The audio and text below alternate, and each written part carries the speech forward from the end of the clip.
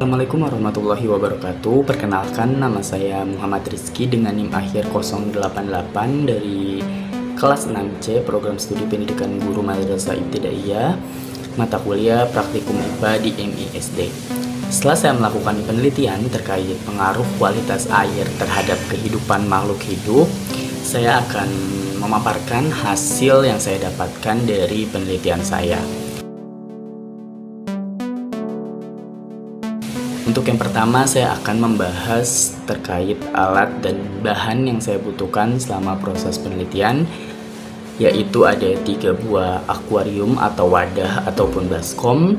Kemudian saya juga membutuhkan sendok, kemudian ada stopwatch atau jam tangan, dan adapun bahan yang saya butuhkan itu saya butuh air, kemudian 3 ekor ikan, deterjen, minyak goreng, 3 buah tanaman air yang sama jenisnya.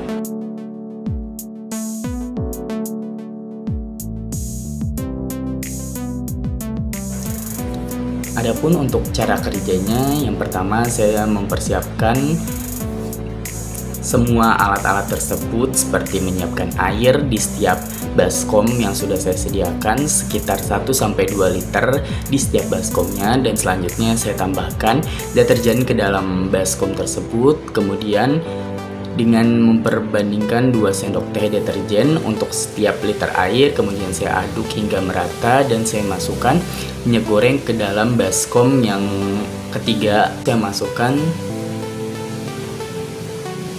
ikan ke dalam masing-masing baskom yang sudah saya sediakan secara bersamaan. Kemudian saya amati dari tiap-tiap baskom dengan timer atau dengan jam.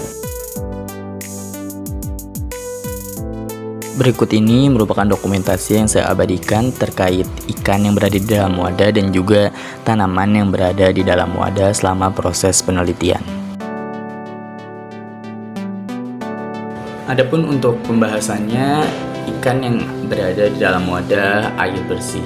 Nah, setelah saya melakukan pengamatan pada bak atau baskom yang diisi dengan air bersih, kemudian saya masukkan ikan. Kondisi ikan masih optimal seperti biasanya. Ikan-ikan juga memiliki akses ke oksigen yang cukup untuk pernapasan mereka, karena tidak ada zat-zat tambahan yang mengganggu kandungan oksigen di dalam air.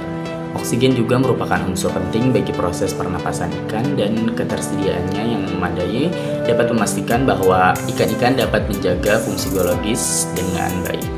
Nah, selain itu, air bersih juga memiliki pH yang stabil dan kadar amonia yang rendah, yang dimana sangat penting untuk kesehatan dan kesejahteraan para ikan. Kemudian, ikan yang berada di dalam wadah air deterjen.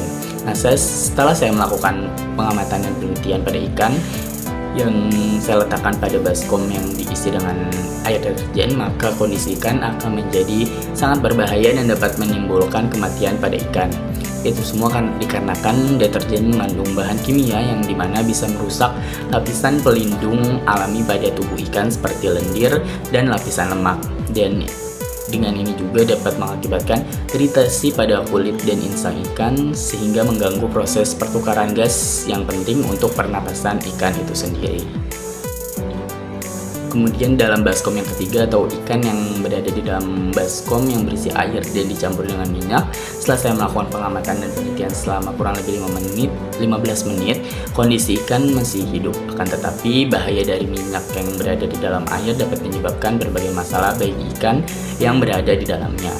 Minyak juga dapat membentuk lapisan tipis di permukaan air yang dimana dapat menghambat pertukaran gas yang penting antara udara dan air. Nah, hal ini juga dapat berpotensi menyebabkan kekurangan oksigen bagi ikan yang dimana dapat mengganggu pernapasan dan dapat menyebabkan kematian pada ikan. Kemudian selanjutnya terkait tanaman. Saya menyediakan 3 baskom dan meletakkan tanaman di masing-masing baskom. Untuk yang baskom pertama itu berisikan air bersih. Air bersih memberikan akses yang memadai terhadap nutrisi dan air yang diperlukan oleh tanaman. Nah, nutrisi yang larut dalam air dapat diserap dengan baik oleh akar tanaman sehingga memungkinkan pertumbuhan yang subur dan perkembangan yang sehat. Nah, selain itu, kualitas air yang baik juga dapat mendukung pertukaran gas yang efisien antara tanaman dan lingkungannya sehingga memastikan bahwa proses fotosintesis pada tanaman berjalan dengan lancar.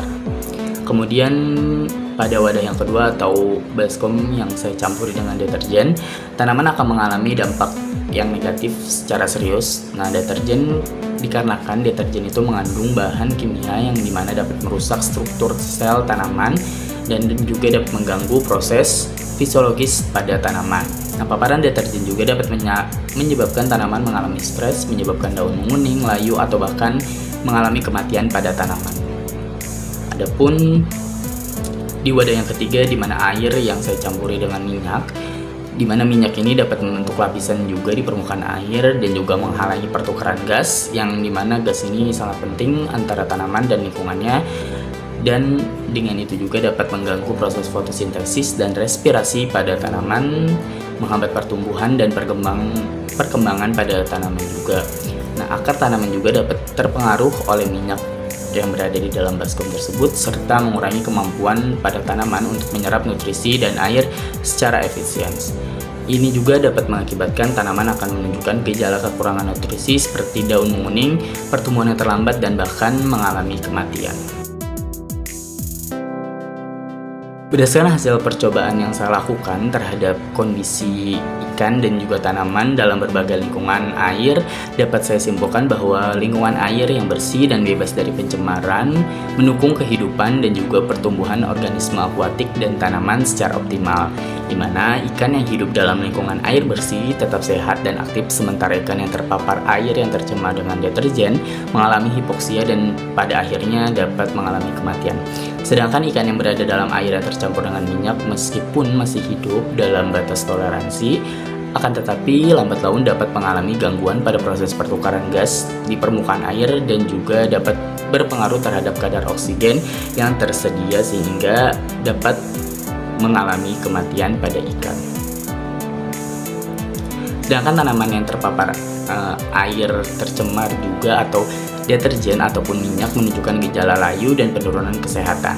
Nah, oleh karena itu perlindungan dan pemeliharaan lingkungan air yang bersih menjadi penting untuk menjaga keseimbangan ekosistem dan keberlangsungan hidup organisme yang bergantung pada air bersih. Mungkin sekian yang dapat saya paparkan, kurang lebihnya saya mohon maaf. Saya akhiri, wassalamualaikum warahmatullahi wabarakatuh.